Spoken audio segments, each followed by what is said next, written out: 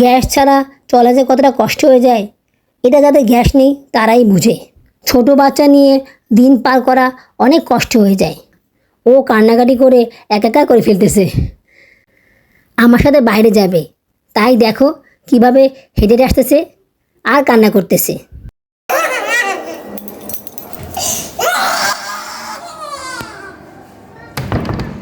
প্রেগনেন্সির এই লাস্ট সময়ে ক্ষুধা একেবারে সহ্য হয় না।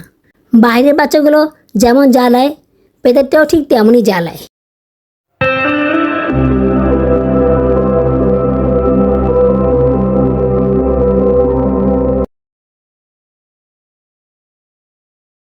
আসসালামু আলাইকুম। আমার চ্যানেলে এবং পেজে তোমাদের সবাইকে স্বাগতম জানাচ্ছি। তোমার সবাই কেমন আছো? আশা করি আল্লাহর রহমতে ভালো আছো। আমিও ভালো আছি আলহামদুলিল্লাহ। দেশে এবং বিদেশ থেকে যারা আমার ভিডিওটি দেখতেছো তাদের সবাইকে জানাই আমার পক্ষ থেকে আন্তরিক অভিনন্দন ও ভালোবাসা। নতুন আরও একটি ব্লগ নিয়ে আবার তোমাদের সামনে হাজির হলাম। এখন 10:30 বাজে। কালকে রাতে প্রচুর বৃষ্টি হয়েছিল। সকালবেলা ঘুম থেকে উঠে দেখি গ্যাস নেই। এই সমস্যাটা প্রায় সময় হয়। এমনিতেই গ্যাস কম থাকে, তার উপর আবার বৃষ্টি হলে গ্যাস থাকেই না। কী যে একটা অসহ্য জ্বালায় আসি, তোমাদেরকে তা বলে বোঝাতে পারবো না।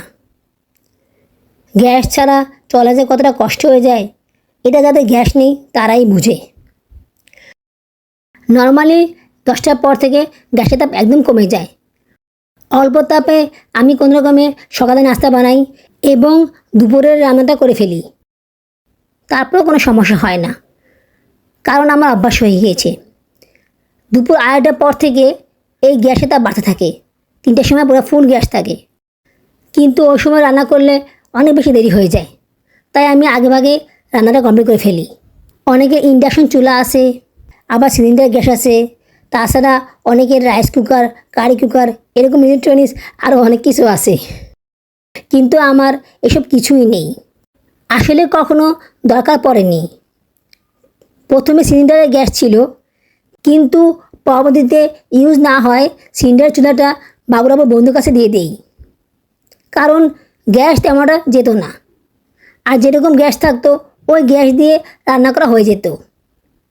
তাছাড়া বাচ্চারা ধরে, দুষ্টামি করে, লাফালাফি করে। চারিদিকে সিলিন্ডার গ্যাস সম্পর্কে যা শুনি তাতে ভয় পেয়ে গিয়েছিলাম, তাই এটা দিয়ে দিয়েছিলাম। কিন্তু এটা দেওয়ার কয়েক বছর পরেই সমস্যা আবার দেখা গেল। গ্যাস সবসময় থাকে না, মাঝে মধ্যে কম থাকে, একদম বন্ধ হয় না, তাই কোনো সমস্যা হয়নি। তাছাড়া বাচ্চাদের নিয়ে খুব বেশি রান্নাবান্নাও করা হয় না, সেই কারণে এই গ্যাস নিয়ে আমাদের কোনো সমস্যা হয়নি। কিন্তু ইদানিং গ্যাস অনেক সমস্যা করতেছে। বৃষ্টি আসলেই গ্যাস একদম বন্ধ হয়ে যায়, এতটুকু গ্যাস থাকে না। ছোট বাচ্চা নিয়ে দিন পার করা অনেক কষ্ট হয়ে যায়। আমরা বড়রাই তো পারি না, আর ও তো ছোটো বাচ্চা। বাবুরাবু বলেছিল ইন্ডাকশন চুলা কিনে দিবে, কিন্তু আসলে এত খরচের ভিড়ে সেটা আর কেনা হয়নি। আমার পিছনেই প্রতি সপ্তাহে অনেক টাকা খরচ হয়ে যায়। তাছাড়া আমার ওষুধেও অনেক টাকা খরচ হয়। এদিকে আবার মাঝখান দিয়ে সাউদ অসুস্থ ছিল, সেখানেও অনেক টাকা খরচ হয়ে গিয়েছে। কিছু টাকা যে জমাবো সেটাও করে উঠতে পারতেছি না। সামনে তো আরও পারবো না, কারণ সামনে আমার সিজার, তখন অনেক টাকা পয়সা লাগবে। তো সেক্ষেত্রে এখন এই মুহূর্তে কোনো কিছুই করা সম্ভব নয়। তাই কষ্ট করে এভাবে চলতে হবে। আসলে কখন গ্যাস যাবে সেটা সহজে বোঝা যায় না। দেখা যায় অনেক সময় গ্যাস থাকে, আবার দেখা যায় অনেক সময় গ্যাস থাকে না। মহান আল্লাহ পাকের ভরসায় আসি। আল্লাহ পাক যদি একটু রহমত করে তাহলে হয়তোবা এই সমস্যাটা আমরা খুব দ্রুত কাটিয়ে উঠতে পারবো। আপুরা এবং ভাইয়েরা, তোমাদের কাছে যদি আমার ভিডিওটি এতটুকু ভালো থাকে তাহলে তোমরা আমার চ্যানেলটিকে সাবস্ক্রাইব করে আমার পাশে থেকো। আর যদি খুব বেশি ভালো থাকে তাহলে একটা লাইক করে দিও। লাইক করে দিলে কাজ করার উৎসাহ অনেক গুণ বেড়ে যায়।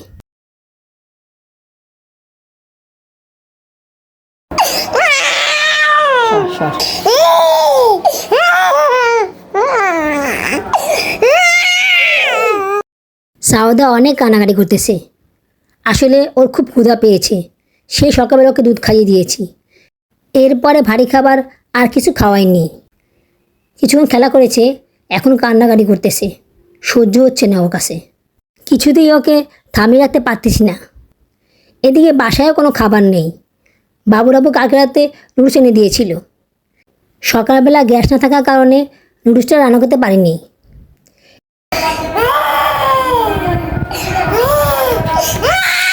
এখন একটু বাইরে বের হব, কিছু খাবার কিনে নিয়ে আসবো। কিন্তু ওর জ্বালায় সেটাও করতে পারতেছি না। ও কান্নাকাটি করে একাকার করে ফেলতেছে। আমার সাথে বাইরে যাবে, তাই দেখো কিভাবে হেঁটে হেঁটে আসতেছে আর কান্না করতেছে। কিন্তু আমি ওকে নিতে পারবো না। তোমরা তো জানো আমার প্রেগনেন্সি 9 মাস চলতেছে।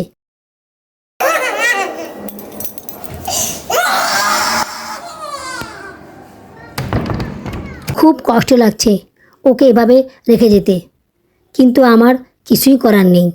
আমার হাঁটাচলা করতে অনেক কষ্ট হয়ে যায়। ওকে নিয়ে আমি 6 তলা বেয়ে নিচে নামতে পারবো না।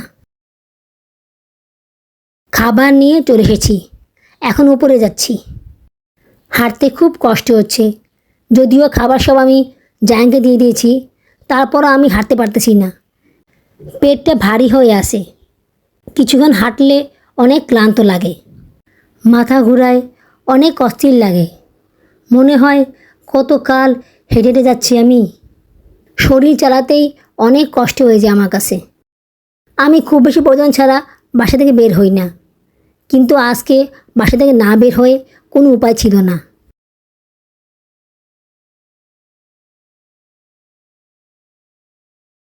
বাসায় চলে এসেছি। এই খাবারগুলো নিয়ে এসেছি। বাচ্চাদের জন্য বিস্কুট, মুড়ি, চিনি আর চিড়া এবং একটি পাউরুটি নিয়ে এসেছি। আসলে যেগুলো খুব বেশি দরকার, যেগুলো না হলেই নয়, সেগুলো নিয়ে এসেছি। আমাদের বাসার নিচে একটা দোকান আছে। ওই দোকানের আঙ্কেলের কাছে সব ধান সদাই করি। বাবুরাবু বলে দিয়েছে যদি ইমার্জেন্সি কোনো সমস্যা হয় তাহলে ওই দোকান থেকে বাকিতে সদাই করতে। আগে প্রায় সময়ই ওই দোকান থেকে বাকিতে সদাই করা হতো, কিন্তু ইদানিং খরচপাতি এত বেড়ে গেছে যে এখন আর বাকিতে সদাই করা হয় না। ওই দোকানের আঙ্কেল খুব ভালো। যখন আমার খুব প্রয়োজন হয় তখন উনি আমাকে যথেষ্ট পরিমাণ সাহায্য করেন। বাকি নিলেই একটা সমস্যা হয়ে যায়, দেখা যায় প্রয়োজন থেকে বেশি সদাই করা হয়ে যায়। তখন আবার বাবুরাব্বুর বকা শুনতে হয়। বাচ্চাদেরকে চিনি দিয়ে পাউরুটি খাইয়ে দিচ্ছি। সবার আগে সাদাকে খাইয়ে দিচ্ছি, বেচারা অনেক ক্ষুধা পেয়েছে। সায়রাকে পাউরুটি দিয়ে দিয়েছি। সায়রা নিজে নিজে পাউরুটি খেয়ে ফেলে, কিন্তু জায়ান একা একা পাউরুটি খেতে চায় না। ওকে খাওয়াতে গেলে আমার অনেক কষ্ট হয়। ওকে খাওয়াতে গেলে যত রকম বাহানা থাকে সেগুলোও শুরু হয়ে যায়। তুমি খাবে না কেন? পাউরুটিতে টুটি তোমাকে কীভাবে দিব? তুমি জানো না গ্যাস নাই? গ্যাস তো নাই, কীভাবে দিব বলো? শুনলা কি বললো সে? এরকমই করে। গ্যাস থাকলেও বলবে যে আমি ডিম পোস্ট খাবো। আমি যদি ওকে পাউরুটি টোস্ট করে দিই তারপরে বলবে আমাকে ডিম পোস্ট দাও। ডিম পোস্ট করে দিলে বলবে পাউরুটি টোস্ট করে দাও। এরকম সবসময়ই করে ও। মানে তার খাবার না খাওয়ার যত রকম তাল ভাবনা শুরু হয়ে যায়। তাই তাকে প্রতিদিন জোর করে সকালে নাস্তা খাওয়াতে হয়। ও নিজ থেকে কখনোই খাবে না। একমাত্র নুডলস পানি দিয়ে সিদ্ধ করে দিলে সেটা সে খায়। এছাড়া অন্য কোনো খাবার সে নিজ থেকে খাবে না।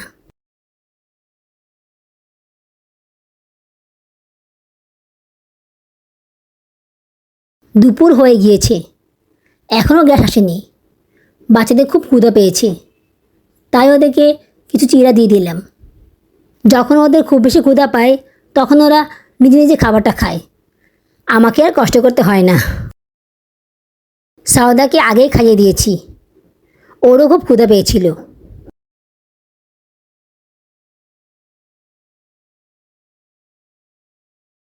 এখন আমি একটু খেয়ে নিচ্ছি, আমারও খুব ক্ষুধা পেয়েছে। সেই সকালবেলা থেকে এতটা খাটাখাটনি করলাম, কিন্তু সেভাবে করে কিছু খাওয়া হয়নি। পাউরুটি খেয়েছিলাম, বাট সেটা খেয়ে আসলে পেট তেমন ভরেনি। এদিকে বেবি পেটের ভিতর লাফালাফি করা শুরু করে দিয়েছে। শুধু পাউরুটি খেলে আসলে পেট ভরে না, মনে হয় কী জানি খায়নি। এইদিকে চিড়া খেতেও ভালো লাগে না, কিন্তু তারপরও খেতে হচ্ছে। বেবির জন্য অনেক কিছু খেতে হয়। যেহেতু পেটে ক্ষুধা আছে, তাই এখন খেতে খুব বেশি খারাপ লাগতেছে না।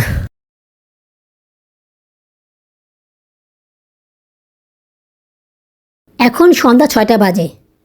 মাঝে মধ্যে কয়েকবার এসে চেক করে দেখে গিয়েছি গ্যাস আসছে কি না, কিন্তু আসেনি।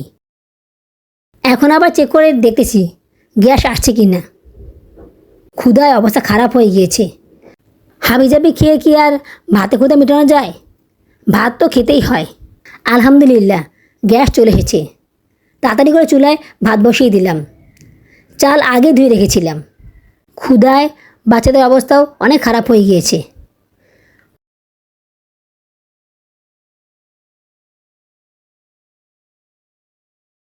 পাশাপাশি অন্য চুলায় ডালও বসিয়ে দিচ্ছি। ভাত আর ডালটা রান্না করলে মনে হয় রান্নার অর্ধেক কাজ শেষ হয়ে গিয়েছে। আজকে আর অন্য কিছু রান্না করবো না। ভাত আর ডাল রান্না করা হয়ে গেলে ডিম ভাজি করে নিব।